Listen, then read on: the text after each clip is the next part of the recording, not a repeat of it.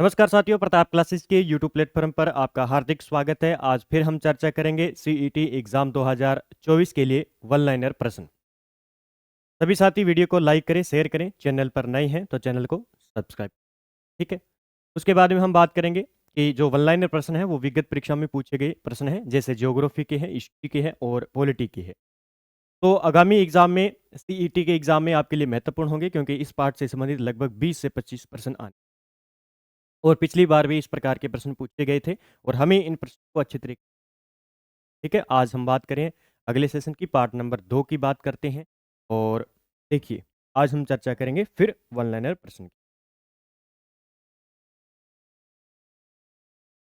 देखिए, आज के प्रश्नों की हम चर्चा करते हैं। आज के प्रश्नों की चर्चा करें, सबसे पहले हम बात करेंगे, अच्छा प्रश्न है और बार बार एग्जाम में पूछा जाता है। सबसे पहले हम बात करें तो सल्तनत काल में कौन सा कर भूमि से संबंधित था। इस प्रकार के ही छोटे छोटे प्रश्न पूछे जाएंगे, हिस्ट्री से संबंधित, ज्योग्राफी से संबंधित। ठीक है। तो सल्तनत काल में कौन सा कर भूमि से संबंधित था? तो खराज। कौन सा कर था? खराज जो कर है वो सल्तनत काल में संबंधित। ठीक है। सल्तनत काल की बात करें तो इसमें कुछ जैसे वंश आते हैं, गुलाब वंश हो गया, खिलजी वंश हो गया, तुगलक वंश हो गया, लोधी वंश हो गया। प्रकार ये शासक, इनके द्वारा अपने शासन के अंदर जो कर लगाए जाते थे वो किस प्रकार के कर थे, और अन्य मैं कर आपको बता देता हूं जो एग्जाम की दृष्टि से महत्वपूर्ण है और सीधा एग्जाम में दे दिया। हराज आ गया। हराज है क्या? भूमि कर था जो गैर मुसलमानों की भूमि पर लगाया जाता। इस पर लगाया जाता था, गैर भूमि मुसलमानों के ऊपर। फिर है खम्स। एक होता था खम्स। लूट के धन से प्राप्त कर को खम्स कहा जाता। ठीक है। लूट के धन को जो है प्राप्त कर था, वो क्या लगाया जाता था? खम्स कर लगाया जाता। में जो सुल्तान था वो इसमें आधा हिस्सा लेता था लगभग कुछ। फिर जक़ात। ज़कात एक क्या था? धार्मिक कर था। इसी प्रकार के ऑप्शन मिलेंगे जो केवल मुसलमानों से प्राप्त किया जाता। ठीक है, याद रखना है, ज़कात क्या था? धार्मिक कर था जो केवल मुसलमानों से प्राप्त किया जाता। फिर एक था जजिया कर। केवल गैर मुसलमानों से प्राप्त किया जाता था। केवल किससे? गैर जो मुसलमान थे उनसे प्राप्त किया जाता था जजिया कर। ये कर जो सल्तनत काल में राज व्यवस्था के अंदर थे, ये थोड़े याद रखना है, रियासती काल के अंदर थे। तो राज याद रखना है, खम्स याद रखना है, जक़ात याद रखना है और जजिया। अब कहीं से भी आपसे प्रश्न पूछा जाए तो आप अच्छे तरीके से जवाब दे सकते। हराज की बात करें तो भूमि कर था। फिर हम बात करें जक़ात की तो ये धार्मिक कर था, और जजिया जो केवल मुसलमानों से लिया जाता था। ठीक है, तो ये अच्छे तरीके से आपको याद रखना। आगे बात करते हैं अगले प्रश्न। अगला प्रश्न है हमारा, देखिए, कृष्णदेव राय द्वारा निम्नलिखित में से किस कवि को आंध्र कविता पितामह की उपाधि दी? ये देखो यहाँ पे हॉस्टल सुपरिटेंडेंट ग्रेड सेकंड के अंदर ये 2024 की भर्ती है, जिसमें ये भी प्रश्न पूछा गया था। इसके अंदर ये कुछ मैं लेके आया हूँ। तो इसका हो जाएगा अलसानी पेंडुना। ये इसको उपाधि दी गई थी इसके द्वारा, कृष्णदेव राव के द्वारा। और क्या है कि कृष्णदेव राय द्वारा निम्नलिखित में से किस कवि को आंध्र कविता पितामह की उपाधि दी गई? अलसानी पेंडुना। इस प्रकार के देखो ये प्रश्न पूछे जाते हैं, तो सीईटी के एग्जाम में भी पूछा जा सकता है ये, क्योंकि ये नया प्रश्न है। ठीक। फिर अगला है, निम्न में से कौन अष्टछाप के संस्थापक है? बहुत बार परीक्षा में पूछा गया, सीधा पूछा जाता है कि निम्न में से अष्टछाप पुस्तक किसकी है? तो ये है विठलनाथ की। इनकी है? विठलनाथ जी की है अष्टछाप पुस्तक। ये आप। अगला प्रश्न है, ये देखो, ये बहुत ही प्रश्न महत्वपूर्ण और एग्जाम में पूछा जा सकता है।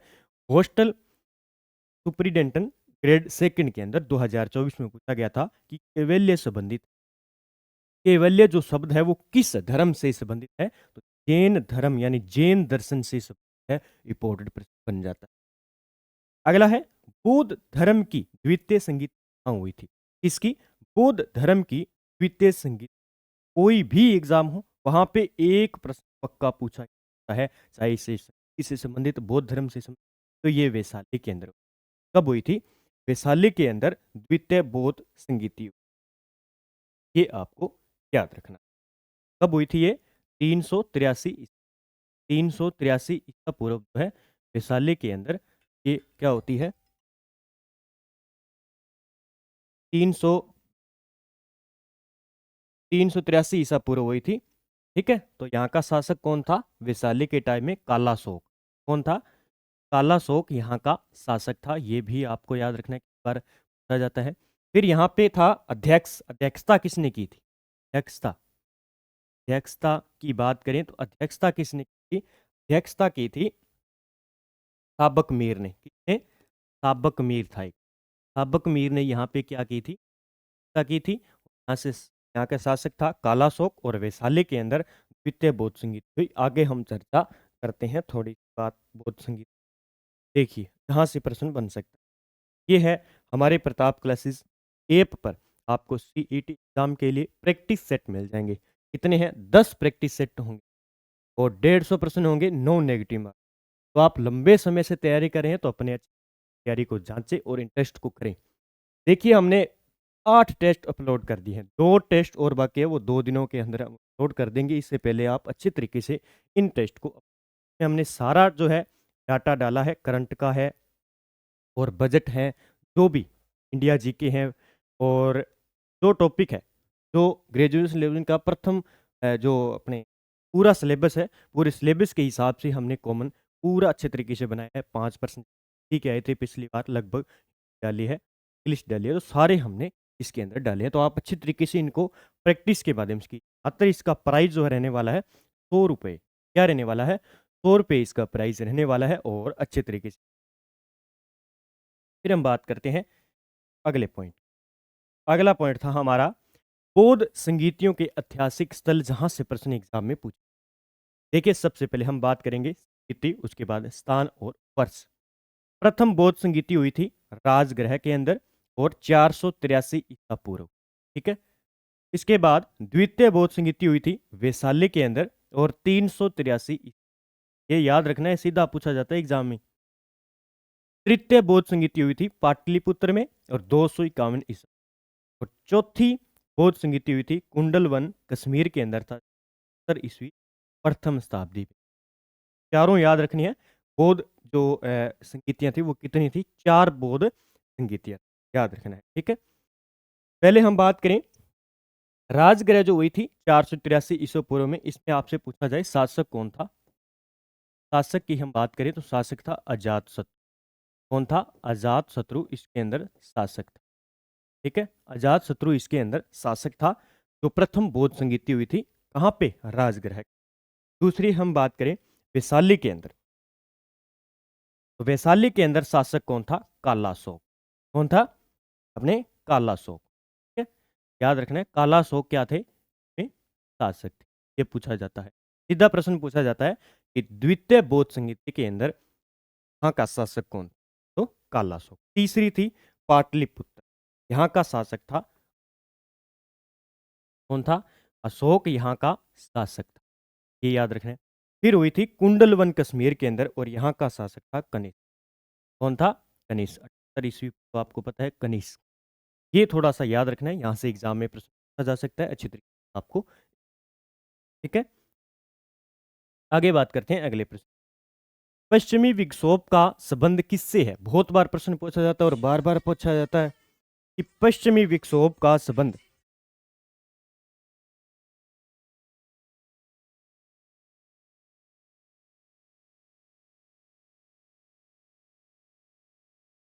देखिए हम बात करते रहे, पश्चिमी विक्षोभ का संबंध है, पश्चिमी विक्षोभ का संबंध है तो किससे हो जाएगा? भूमध्य सागर से। पश्चिमी विक्षोभ किस प्रकार की है? शीतकालीन हवाएं, शीतकालीन सर्दियों में आने वाली हवाएं हैं। ठीक है, भूमध्य सागर और कैस्पियन सागर अटलांटिक महासागर से होती हुई ये नमी उठाती हुई और भारत पाकिस्तान नेपाल के इस क्षेत्रों में ये है हवा और बारिश करती है। ठीक है, फिर है हिमालय की तीसरी सर्वाधिक ऊंची चोटी कौन सी है? हिमालय की तीसरी सबसे ऊंची चोटी मंकालू। याद रखना है। अब आपको बताना है कि ये मंकालू चोटी कहाँ पे है, ये पूछा गया था फर्स्ट ग्रेड। फिर है पूर्वी घाट में सर्वोत्तम शिखर है तो महेंद्रगिरी। फर्स्ट ग्रेड का जो सेकंड पेपर होता है ना ज्योग्राफी का, उसमें। ठीक है, पूर्वी कई कहेंगे सर आपको पता ही नहीं है, तो मैं सेकंड पेपर की बात। ठीक है, पूर्वी घाट में सर्वाधिक शिखर है, सर्वाधिक जो शिखर की बात करें ऊंचा शिखर है महेंद्रगिरी। कितनी ऊंचाई है इसकी? 1501 मीटर। कितनी?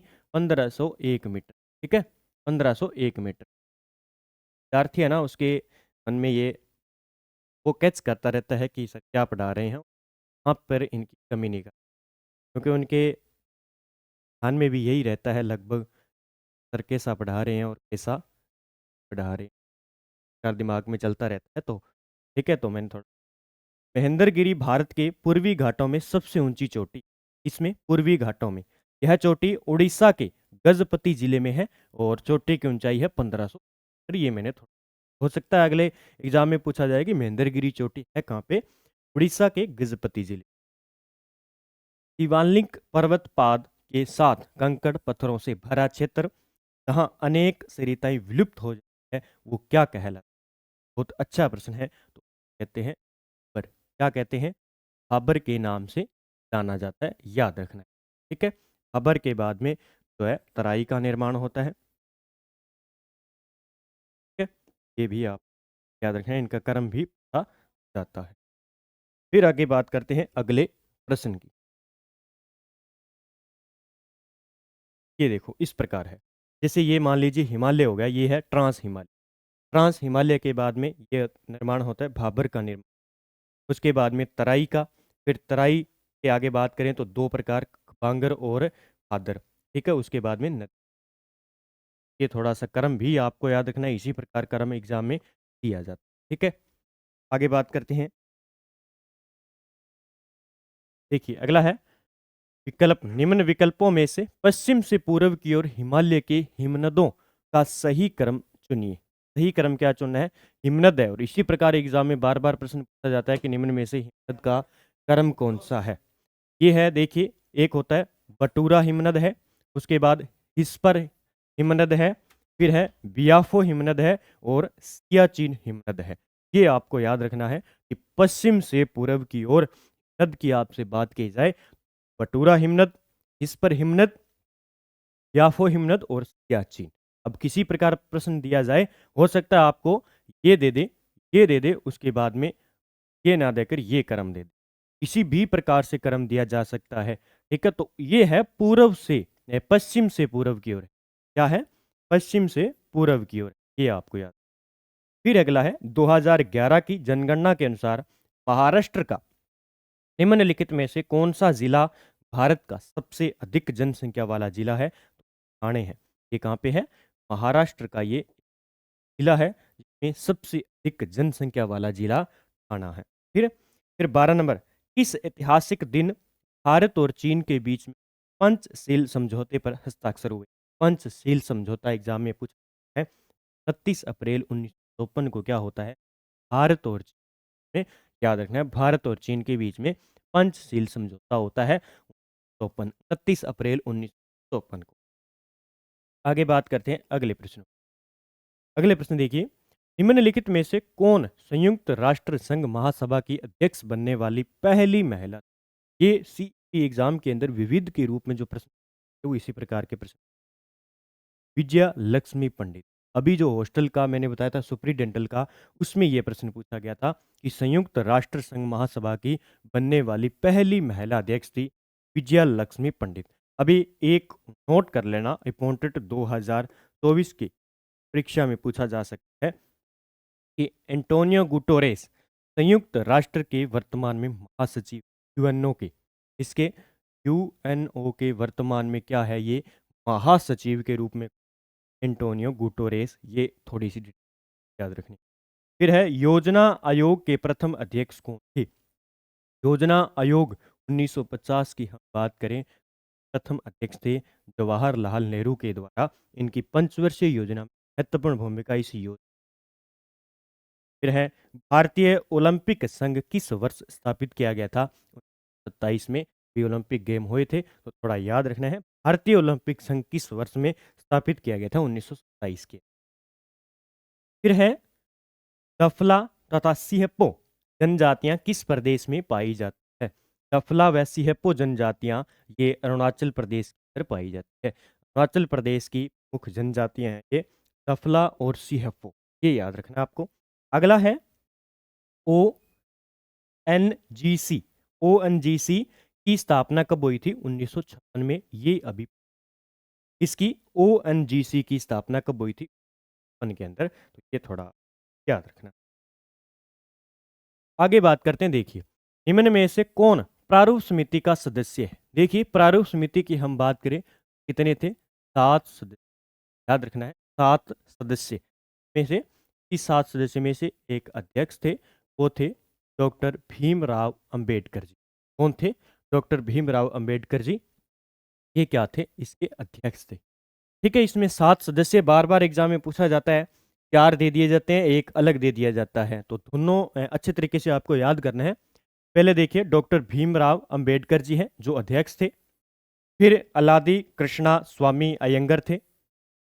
और बात करें, एन गोपाल स्वामी अयंगर थे। कन्हैया लाल माणिक्य लाल मुंशी थे।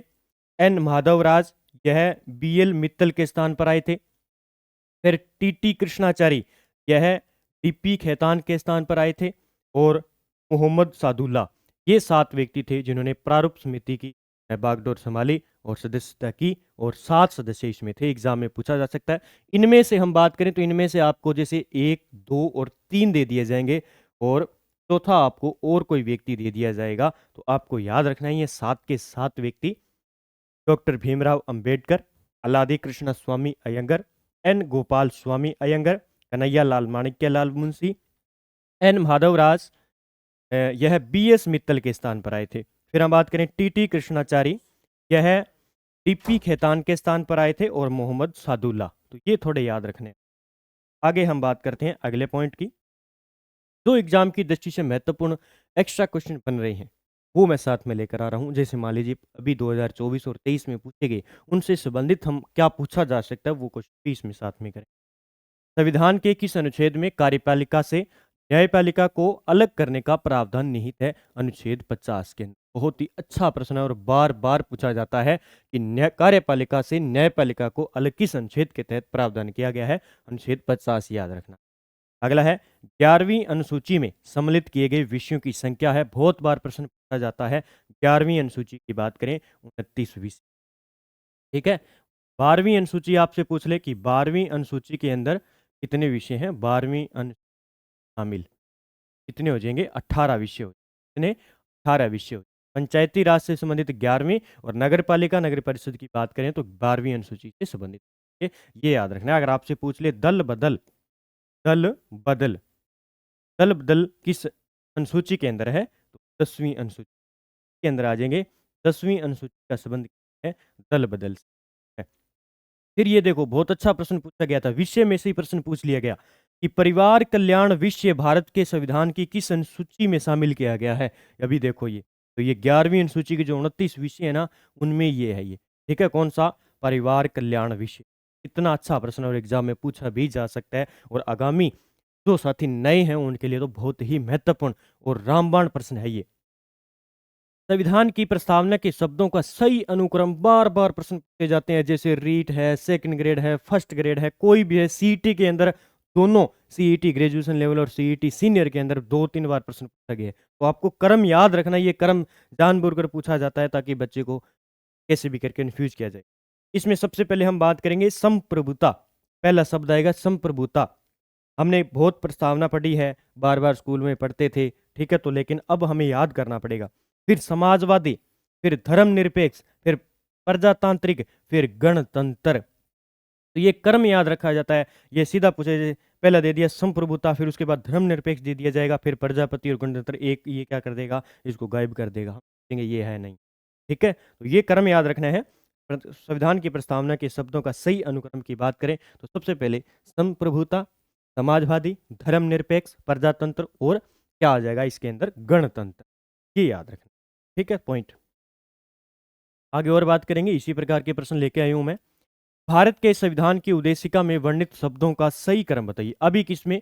उद्देशिका की बात करें, इसके अंदर फिर शब्द आते हैं जो बार बार एग्जाम में ये भी पूछे जाते हैं। न्याय, स्वतंत्रता, क्षमता और बंधुता। इसी प्रकार ये क्रम याद रखना है आप। ठीक है, न्याय, स्वतंत्रता, क्षमता और बंधुता। ये क्या है? सही क्रम है इस उद्देशिका का। बाकी आप अच्छी तरीके से उद्देशिका पढ़ें जहां से 1 या 2 प्रश्न 1935 के अधिनियम द्वारा निम्न में से किस व्यवस्था को समाप्त किया गया है? देखिए, 1935 का जो एक्ट था उसके तहत किस व्यवस्था को समाप्त किया गया था? प्रांतों में द्वैध शासन समाप्त किया गया था। ये महत्वपूर्ण पॉइंट हो जाता है कि प्रांतों में द्वैध शासन किस नियम के तहत समाप्त किया गया? 1935 के अधिनियम के द्वारा। ठीक है, फिर है ब्रिटिश शासन के दौरान मॉन्टेग्यू चेम्सफोर्ड सुधार अधिनियम कब पारित किया गया? ये 23 दिसंबर 1919 को मॉन्टेग्यू चेम्सफोर्ड सुधार अधिनियम पारित किया गया। ये अभी 2024 की परीक्षा हुई थी, जो इंपॉर्टेंट एग्जाम। ब्रिटिश शासन के दौरान मॉन्टेग्यू चेम्सफोर्ड सुधार अधिनियम कब पारित किया गया? 23 दिसंबर 1919। ठीक है, फिर अगला प्रश्न है, भारत के संविधान की प्रस्तावना में पथ निरपेक्ष शब्द कब जोड़ा गया था? बहुत इंपॉर्टेंट है और सीधा का सीधा एग्जाम में पूछा जाता है। तो 42वां संविधान संशोधन हुआ था 1974 के द्वारा। भारतीय संविधान की प्रस्तावना के अंदर पथ निरपेक्ष शब्द नया जोड़ा गया था, ये याद रखना। आगे बात करते हैं अगले प्रश्न। भारतीय संविधान के निम्नलिखित में से किस अनुच्छेद में ग्राम सभा की परिभाषा का उल्लेख किया गया है? याद रखना है, ग्राम सभा का उल्लेख किया गया है अनुच्छेद 330 है के अंदर। इसी प्रकार के प्रश्न पूछे जाते हैं बार बार। ऐसा नहीं है कि आलतू फालतू प्रश्न, जो इम्पोर्टेंट है हमारे से जुड़े हुए हैं, पंचायत से जुड़े हुए हैं, हमें पता होना चाहिए कि ग्राम सभा जो हमारी चल रही है गांव के अंदर, वो किस अनुच्छेद के अंदर चल रही है, क्या उसके प्रावधान है। ठीक है, तो 243 है। भारतीय संविधान का अनुच्छेद 40 संबंधित है, बहुत इंपॉर्टेंट है, बार बार पूछा जाता है। ग्राम पंचायतों के संगठन से अनुच्छेद 40 का संबंध पंचायत समिति से, ग्राम पंचायत से संबंध। फिर है कि पंचायती राज व्यवस्था है, बहुत बार प्रश्न आता है, बार बार आता है, बार बार आता है, फिर भी हम गलत करते हैं क्योंकि पढ़ते नहीं क्षेत्र के। ये किस प्रकार की व्यवस्था है? एक ग्रामीण स्थानीय व स्वशासन है, याद रखना है। ये ग्रामीण स्थानीय स्वशासन व्यवस्था है। बहुत बार एग्जाम में कोई और ऑप्शन दे दिए जाते हैं, तो हम याद रख, ग्रामीण स्थानीय स्वशासन है। आगे बात करते हैं अगले प्रश्न। भारतीय संविधान के किस अनुच्छेद में अनुसूचित जातियों और अनुसूचित जनजातियों के लिए आरक्षण का प्रावधान है? अभी इससे संबंधित जो है मैटर चल रहा था, तो ये एग्जाम में पक्का प्रश्न पूछा जाएगा। अनुच्छेद 335 याद रखना है। SC ST का जो अभी आरक्षण से संबंधित मुद्दा चल रहा था ठीक है, प्रकार OBC को बनाया गया है क्रिमिनल और नॉन, इसी प्रकार ये जो है, ठीक है, अनुच्छेद में अनुसूचित जातियों और अनुसूचित जनजातियों के लिए आरक्षण का प्रावधान है अनुच्छेद 335। और वेरी वेरी इंपॉर्टेंट कर लेना, हो सकता है CET के एग्जाम में अब की बार छप जाए। स्वामी विवेकानंद का मूल नाम क्या है? नरेंद्र नाथ दत्त था। स्वामी विवेकानंद का मूल नाम क्या था? नरेंद्र नाथ दत्त था। बहुत बार एग्जाम में पूछा जाता है। फिर है सत्यार्थ प्रकाश पुस्तक के लेखक कौन है? दयानंद सरस्वती। दयानंद सरस्वती के द्वारा पुस्तक लिखी गई थी एक, सत्यार्थ प्रकाश, याद रखना इंपॉर्टेंट है। 1873 ईस्वी में बरहूत स्तूप की खोज किसने की थी? अभी 2024 में ये पूछा गया था, 2024 के अंदर। तो ये कनिंघम ने, किसने की थी? कनिंघम के द्वारा बरहूत स्तूप की खोज की गई थी 1873 इसके अंदर। ये प्रश्न पूछा। आगे बात करते हैं, देखिए, फिर है मानस नामक प्रसिद्ध वन्य जीव क्षेत्र जिस राज्य में है वो कहाँ पे है? असम के अंदर। कहाँ पे है? असम के अंदर है। पिछली बार CET के अंदर लगभग जो वन्य जीव अभियान से संबंधित प्रत्येक प्रश्न में 2 प्रश्न पूछा गया था। लगभग 10 से 12 प्रश्न जो है सारे के सारे पूछ लिए गए थे। जो बाकी रहे हैं अब की बार हम इसको गहन अध्ययन करेंगे। असम के अंदर मानस की बात है तो असम के अंदर। भारतीय वन्य जीव संरक्षण अधिनियम किस वर्ष लागू किया गया? 1972 में। और ये भी इंपॉर्टेंट है कि प्रोजेक्ट टाइगर वर्ष कब आरंभ किया गया था? प्रोजेक्ट टाइगर की बात करें तो 1973। दोनों याद रखने हैं। भारतीय वन्य जीव संरक्षण अधिनियम 1972, प्रोजेक्ट टाइगर किया गया था 1973 के अंदर, तो ये भी याद रखना है। फिर अगला प्रश्न, बंधन एक्सप्रेस व मैत्री एक्सप्रेस भारत व किस दूसरे देश के बीच चलती है? यानी भारत और किस देश के बीच में? भारत और बांग्लादेश के बीच में एक तो मैत्री एक्सप्रेस और बंधन एक्सप्रेस चलती है। दोनों याद रखने, पूछा गया प्रश्न। फिर आगे बात करते हैं, देखिए, निम्नलिखित में से कौन वत्स महाजनपद की राजधानी है? पिछली बार भी CET के अंदर पूछे गए थे, तो कौशाम्बी वत्स महाजनपद की राजधानी कौशाम्बी है। ठीक है, याद रखना कितने महाजनपद थे? 16 महाजनपद थे। कितने? 16 महाजनपद थे, ये आपको याद रखने हैं। इन महाजनपदों की जानकारी हमें कहाँ से मिलती है? जानकारी की बात करें अंगुत्तर निकाय के अंदर, अंगुत्तर निकाय के अंदर इसकी जानकारी मिलती है। बौद्ध धर्म की जानकारी कहाँ से आपसे पूछा जाए? बौद्ध धर्म की जानकारी मिलती है जातक कथाओं, यहाँ पे जातक कथाओं के अंदर बौद्ध धर्म की जानकारी प्रकार के प्रश्न। फिर अगला है, गंगा और यमुना नदी का संगम निम्न में से किस स्थान पर होता है? तो प्रयागराज इलाहाबाद के अंदर गंगा और यमुना नदियां दोनों का संगम होता है, ये याद रखना, प्रश्न पूछा गया है।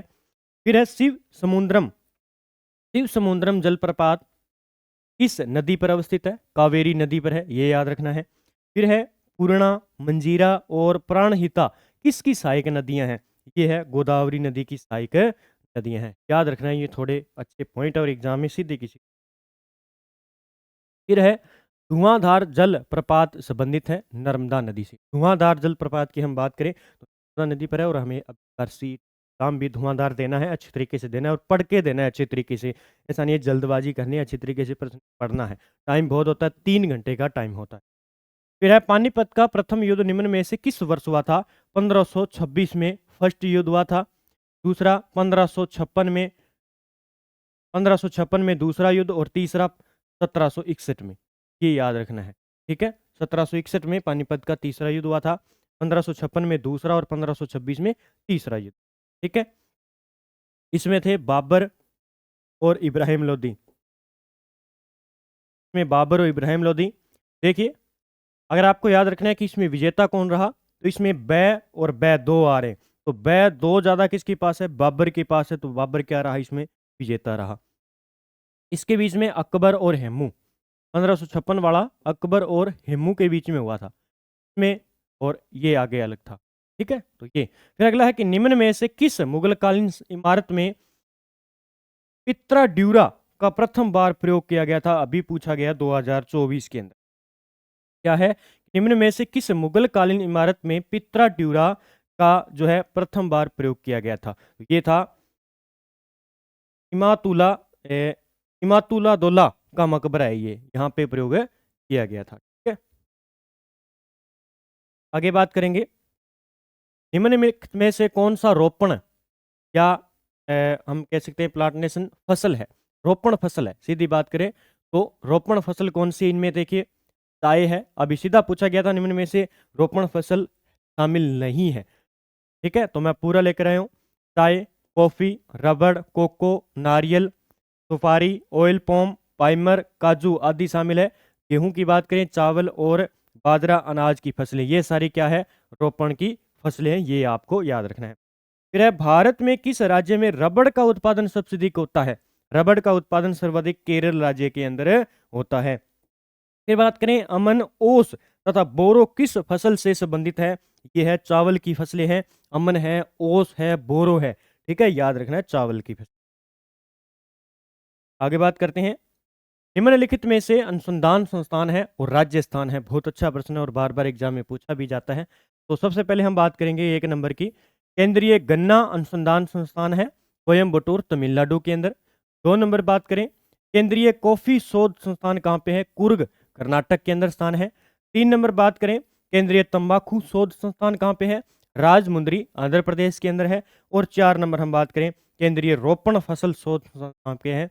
ये है कासरगोड केरल के अंदर। ये पूछा गया था सीधा का सीधा प्रश्न, इसने पूछा था कि निम्न में से असुमेलित नहीं है। ठीक है, यहाँ पे जो ये था ना केंद्रीय कॉफी शोध संस्थान, यहाँ पे इसने क्या दिया था? सामने इसके बेलारी स्थान दिया था, जो क्या था? असंगत था। और ये है कहाँ पे? केंद्रीय कॉफी शोध संस्थान कुर्ग कर्नाटक के अंदर। तो ये अच्छा प्रश्न है और एग्जाम में पूछा भी जा सकता है आगे। ठीक है, आगे देखते हैं, पूसा सिंधु गंगा किस फसल की एक किस्म है? गेहूं की है, याद रखना। पूसा सिंधु गंगा किस फसल की एक किस्म है? तो ये है गेहूं की। भाषा के आधार पर सर्वप्रथम किस राज्य का गठन किया गया? आंध्र प्रदेश का गठन किया गया था भाषा के आधार पर, ये आपको याद रखना। और ये कब किया गया, ये आपको आप जवाब देना कमेंट बॉक्स। भाषा के आधार पर, भाषा के आधार पर क्या गठन कब किया गया? का गठन कब किया गया, इसका जवाब आपको देना। लास्ट प्रश्न मैं आपको देता हूँ जो बार बार एग्जाम में पूछा जाता है। आज के हमारे इतने ही प्रश्न थे, हमने अच्छे तरीके से चर्चा कर ली है और एग्जाम के लिए महत्वपूर्ण है। डेली हम इस प्रकार के वन लाइनर प्रश्न लेकर आएंगे। सीईटी नहीं, कोई भी एग्जाम दे लेना, आपको ये प्रश्न देखने को मिलेंगे और आपको अच्छे तरीके से भी रिवाइज करवाएं, ठीक है। और प्रताप क्लासेस पर हमारी जो टेस्ट सीरीज चल रही है उसको ज्वाइन करें, ताकि आप अच्छे तरीके से लंबे समय से तैयारी कर रहे हैं तो आपके लिए महत्वपूर्ण, क्योंकि आप लंबे समय से सीईटी एग्जाम की तैयारी करें तो आपको अब अभ्यास करना चाहिए। थोड़े दिन रह गए हैं और इन 10-12 दिनों के अंदर, 10 दिनों के अंदर आपको अच्छी तरीके से तैयारी करनी चाहिए टेस्ट के माध्यम से। प्राइज इसका मात्र 50 रुपये है।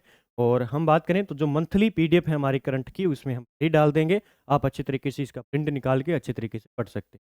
और प्रताप क्लासेस पर आपको वार्षिक करंट अफेयर्स और पीडीएफ जो टेस्ट सीरीज है उसको आपको ज्वाइन कर ले और अच्छे तरीके से तैयारी करें, जो सीनियर सेकेंडरी लेवल की तैयारी करें, ठीक है। अब ग्रेजुएट लेवल की तैयारी करें, उनका तो एग्ज़ाम हो चुका है, उन्होंने पहले पढ़ लिया होगा, लेकिन जो सीनियर सेकेंडरी लेवल एग्ज़ाम की तैयारी करें वो टेस्ट सीरीज ज्वाइन करें प्रताप क्लासेस पर।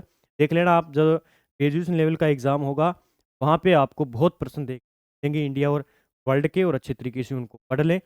जय हिंद, जय भारत दोस्तों, मिलते हैं कल के वीडियो के साथ में। तब तक आप अच्छी तरीके से रिवाइज करें और अच्छे तरीके से गौर करना इन प्रश्नों पर, किस प्रकार एग्जामिनर प्रश्नों को उठा रहा है और किस प्रकार टॉपिक से उठा रहा है और किस प्रकार हमें टॉपिक पढ़ना है, ठीक है। जय हिंद।